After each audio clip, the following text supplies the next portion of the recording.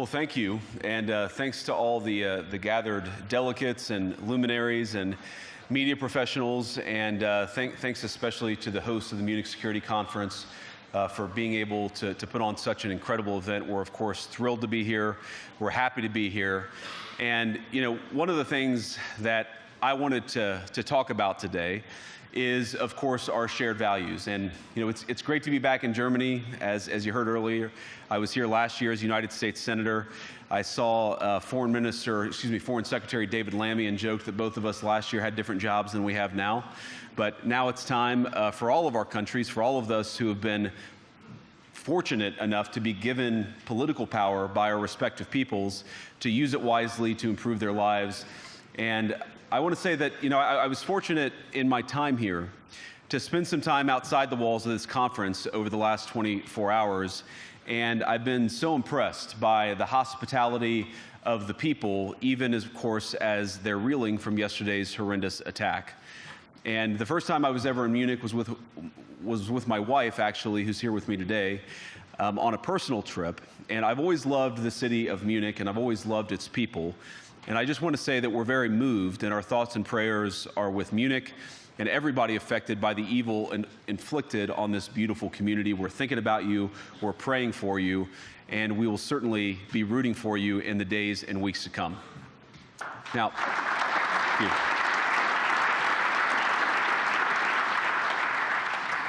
I hope that's not the last bit of applause that I get, but we gather at this conference, of course, to discuss security, and normally we mean threats to our external security. I see many great military leaders gathered here today. But while the Trump administration is very concerned with European security and believes that we can come to a reasonable settlement between Russia and Ukraine, and we also believe that it's important in the coming years for Europe to step up in a big way to provide for its own defense, the threat that I worry the most about vis-a-vis Europe is not Russia, it's not China, it's not any other external actor. And what I worry about is the threat from within, the retreat of Europe from some of its most fundamental values, values shared with the United States of America.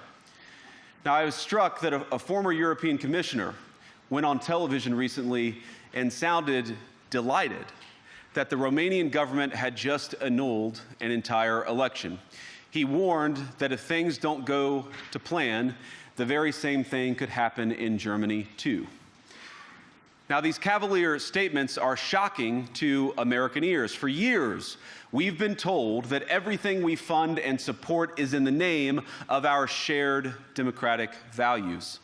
Everything from our Ukraine policy to digital censorship is billed as a defense of democracy.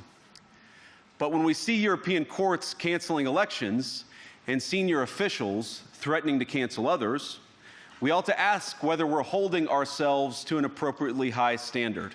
And I say ourselves because I fundamentally believe that we are on the same team. We must do more than talk about democratic values, we must live them. Now, within living memory of many of you in this room, the Cold War positioned defenders of democracy against much more tyrannical forces on this continent. And consider the side in that fight that censored dissidents, that closed churches, that canceled elections. Were they the good guys? Certainly not. And thank God they lost the Cold War. They lost because they neither valued nor respected all of the extraordinary blessings of liberty. The freedom to surprise, to make mistakes, to invent, to build. As it turns out, you can't mandate innovation or creativity, just as you can't force people what to think, what to feel, or what to believe. And we believe those things are certainly connected. And unfortunately, when I look at Europe today, it's sometimes not so clear what happened to some of the Cold War's winners. I look to Brussels, where EU commissars warn citizens that they intend to shut down social media during times of civil unrest the moment they spot what they've judged to be, quote, hateful content. Or to this very country, where police have carried out raids against citizens suspected of posting anti-feminist comments online as part of, quote, combating misogyny on the internet, a day of action. I look to Sweden, where 2 weeks ago the government convicted a Christian activist for participating in Koran burnings that resulted in his friend's murder. And as the judge in his case chillingly noted, Sweden's laws to supposedly protect free expression do not, in fact, grant, and I'm quoting, a free pass to do or say anything without risking offending the group that holds that belief. And perhaps most concerningly, I look to our very dear friends, the United Kingdom, where the backslide away from conscience rights has placed the basic liberties of religious Britons in particular in the crosshairs. A little over 2 years ago, the British government charged Adam Smith Connor, a 51-year-old physiotherapist and an Army veteran, with the heinous crime of standing 50 meters from an abortion clinic and silently praying for 3 minutes. Not obstructing anyone, not interacting with anyone, just silently praying on his own. And after British law enforcement spotted him and demanded to know what he was praying for, Adam replied simply, it was on behalf of the unborn son he and his former girlfriend had aborted years before. Now, the officers were not moved. Adam was found guilty of breaking the government's new buffer zones law, which criminalizes silent prayer and other actions that could influence a person's decision within 200 meters of an abortion facility. He was sentenced to pay thousands of pounds in legal costs to the prosecution. Now, I wish I could say that this was a fluke, a one-off crazy example of a badly written law being enacted against a single person. But no, this last October, just a few months ago, the Scottish government began distributing letters to citizens whose houses lay within so-called safe access zones, warning them that even private prayer within their own homes may amount to breaking the law. Naturally, the government urged readers to report any fellow citizen suspected guilty of thought crime. In Britain and across Europe, free speech, I fear, is in retreat. And in the interest of comedy, my friends, but also in the interest of truth, I will admit that sometimes the loudest voices for censorship have come not from within Europe, but from within my own country, where the prior administration threatened and bullied social media companies to censor so-called misinformation. Misinformation like, for example, the idea that coronavirus had likely leaked from a laboratory in China. Our own government encouraged private companies to silence people who dared to utter what turned out to be an obvious truth. So I come here today not just with an observation, but with an offer. And just as the Biden administration seemed desperate to silence people for speaking their minds, so the Trump administration will do precisely the opposite, and I hope that we can work together on that. In Washington, there is a new sheriff in town, and under Donald Trump's leadership, we may disagree with your views, but we will fight to defend your right to offer it in the public square, agree or disagree.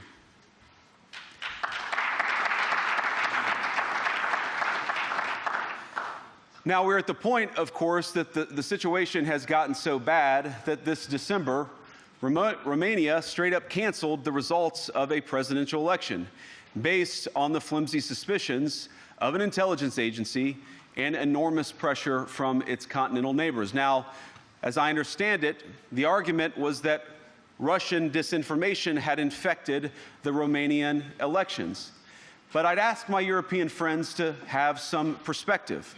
You can believe it's wrong for Russia to buy social media advertisements to influence your elections.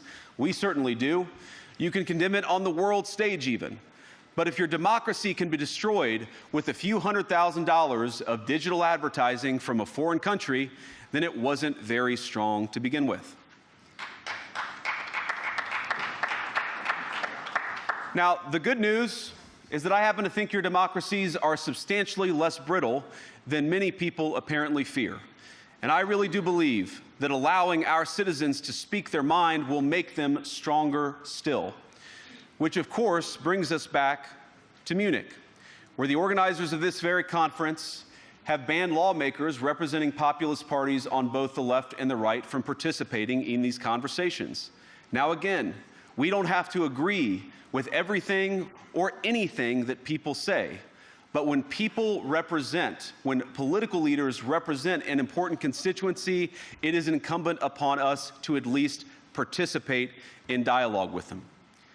Now, to many of us on the other side of the Atlantic, it looks more and more like old entrenched interests hiding behind ugly Soviet-era words like misinformation and disinformation, who simply don't like the idea that somebody with an alternative viewpoint might express a different opinion or, God forbid, vote a different way or, even worse, win an election.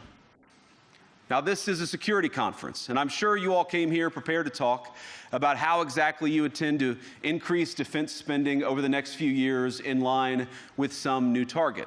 And that's great, because as President Trump has made abundantly clear, he believes that our European friends must play a bigger role in the future of this continent.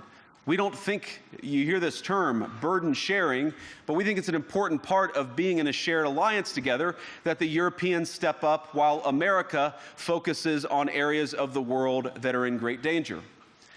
But let me also ask you, how will you even begin to think through the kinds of budgeting questions if we don't know what it is that we're defending in the first place? I've heard a lot already in my conversations, and I've had many, many great conversations with many people gathered here in this room. I've heard a lot about what you need to defend yourselves from, and of course that's important. But what has seemed a little bit less clear to me, and certainly I think to many of the citizens of Europe, is what exactly it is that you're defending yourselves for. What is the positive vision that animates this shared security compact that we all believe is so important? And I believe deeply that there is no security if you are afraid of the voices, the opinions, and the conscience that guide your very own people. Europe faces many challenges, but the crisis this continent faces right now, the crisis I believe we all face together, is one of our own making. If you're running in fear of your own voters, there is nothing America can do for you. Nor, for that matter, is there anything that you can do for the American people who elected me and elected President Trump. You need democratic mandates to accomplish anything of value in the coming years. Have we learned nothing that thin mandates produce unstable results? But there is so much of value that can be accomplished with the kind of democratic mandate that I think will come from being more responsive to the voices of your citizens. If you're going to enjoy competitive economies, if you're going to enjoy affordable energy and secure supply chains, then you need mandates to govern, because you have to make difficult choices to enjoy all of these things. And of course, we know that very well in America. You cannot win a democratic mandate by censoring your opponents or putting them in jail, whether that's the leader of the opposition, a humble Christian praying in her own home, or a journalist trying to report the news. Nor can you win one by disregarding your basic electorate on questions like who gets to be a part of our shared society. And of all the pressing challenges that the nations represented here face, I believe there is nothing more urgent than mass migration. Today, almost 1 in 5 people living in this country moved here from abroad. That is, of course, an all-time high. It's a similar number, by the way, in the United States, also an all-time high. The number of immigrants who entered the EU from non-EU countries doubled between 2021 and 2022 alone, and of course it's gotten much higher since. And we know this situation, it didn't materialize in a vacuum. It's the result of a series of conscious decisions made by politicians all over the continent and others across the world over the span of a decade. We saw the horrors wrought by these decisions yesterday in this very city. And of course, I can't bring it up again without thinking about the terrible victims who had a beautiful winter day in Munich ruined. Our thoughts and prayers are with them and will remain with them. But why did this happen in the first place? It's a terrible story, but it's one we've heard way too many times in Europe and unfortunately too many times in the United States as well. An asylum seeker, often a young man in his mid-20s, already known to police, rams a car into a crowd and shatters a community. How many times must we suffer these appalling setbacks before we change course and take our shared civilization in a new direction? No voter on this continent went to the ballot box to open the floodgates to millions of unvetted immigrants. But you know what they did vote for? In England, they voted for Brexit, and agree or disagree, they voted for it. And more all over Europe, they're voting for political leaders who promise to put an end to out-of-control migration. Now, I happen to agree with a lot of these concerns, but you don't have to agree with me. I just think that people care about their homes, they care about their dreams, they care about their safety and their capacity to provide for themselves and their children. And they're smart. I think this is one of the most important things I've learned in my brief time in politics.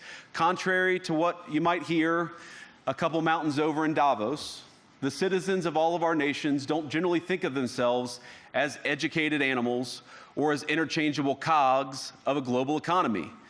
And it's hardly surprising that they don't want to be shuffled about or relentlessly ignored by their leaders.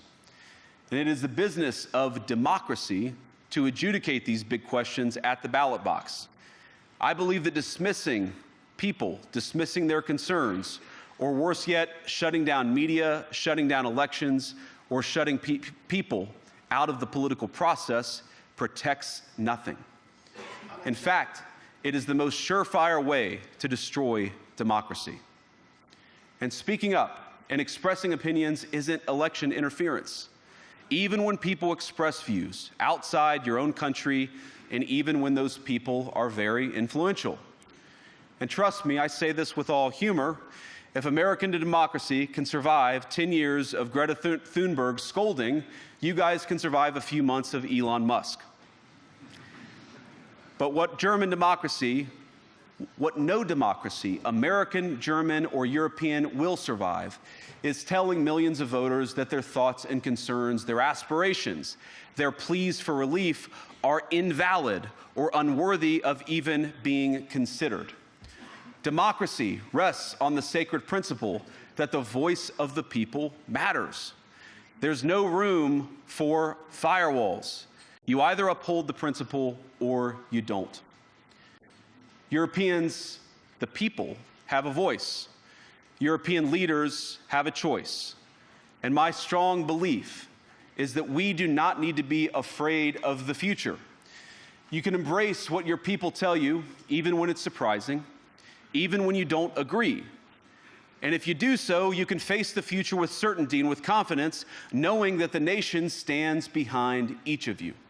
And that, to me, is the great magic of democracy. It's not in these stone buildings or beautiful hotels. It's not even in the great institutions that we have built together as a shared society.